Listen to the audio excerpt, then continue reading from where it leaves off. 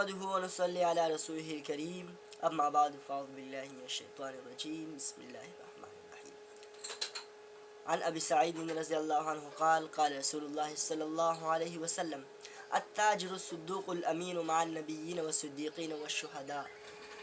دیکھیے کہ سچے تاجر کے لیے آپ صلی اللہ علیہ وسلم نے کیا خوشخبری اور کیا فضیلت بتائی ہے کہ سچے تاجر امانت دار وہ انبیاء اور صدیقین اور شہداء کے ساتھ قیامت میں اٹھائے جائیں گے۔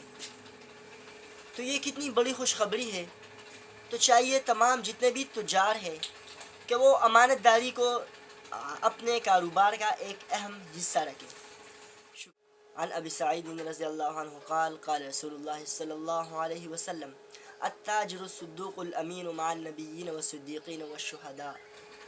دیکھیے کہ سچے تاجر کے لیے آپ صلی اللہ علیہ وسلم نے کیا خوشخبری اور کیا فضیلت بتائی ہے کہ سچے تاجر امانت دار وہ انبیاء اور صدیقین اور شہداء کے ساتھ قیامت میں اٹھائے جائیں گے۔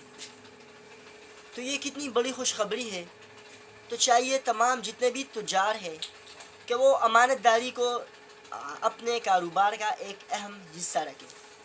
شکریہ۔